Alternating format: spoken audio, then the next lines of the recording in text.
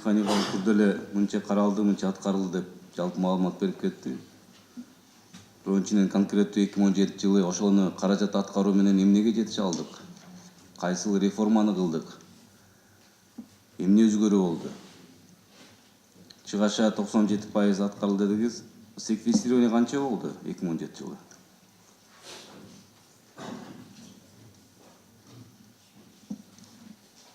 Жооп барбы?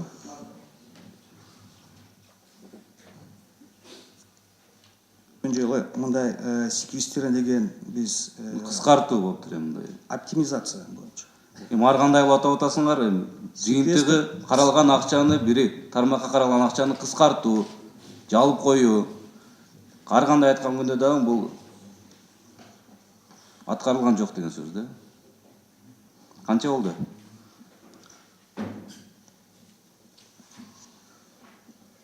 Оптимизация дейли болуп, сиз айтканыңызча. Жооп барбы жокпу?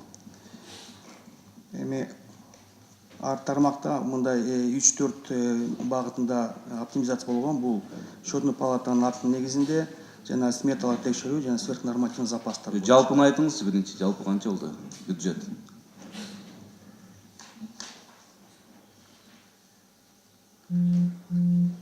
Элементардык суроого жооп жок.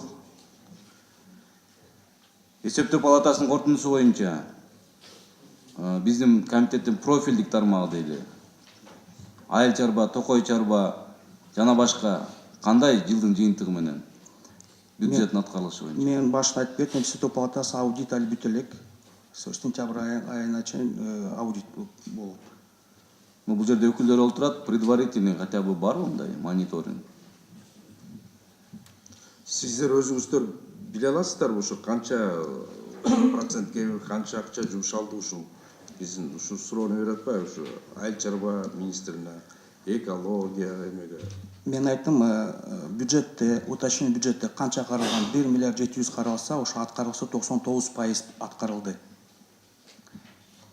Аудиттин максаты мындай да, ошол эффективдүүлүгү 2016 жылга салыштырмалуу жумшалган каражатын таасир берүүсү кандай болду? Же максатсыз пайдалануу канча пайызда болду салыштырмалуу? Же бардыгы жакшынакай мыйзам чегинде болдубу? Ошол боюнча жооп барбы кыскача? Азырынча жооп жок, анткени аудит бүтө элек.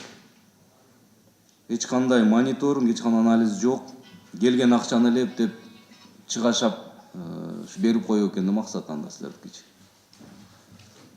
Түрткү берүүчү грант канча каралган, канча аткарылды? Суммарный виде. 500 миллион сом каралган. Аткарыш заявка негизинде Канча каралды? Расход. 500 миллион сом каралган. Сизге кандай тил менен керек? Сколько было предусмотрено, сколько израсходовано?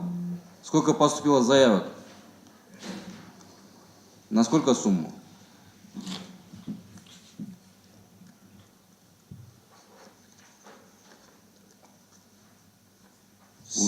Бул эмне деген? Канча жылдан бери ушу тармакта иштейсиз? Финанс тармагында. 20 жыл. Жооп бербейсиз, бирок бир да суроого жооп бере албайсыз. Же жардамчыңарды ала келбейсиңер буяка? Эсиңиздерден чыкпасын, бизде комитетте регионду өнүктүрүү дагы ушу профилдик комитетте карайт. А регион кайсы бул ким? Регион бул айыл өкмөт.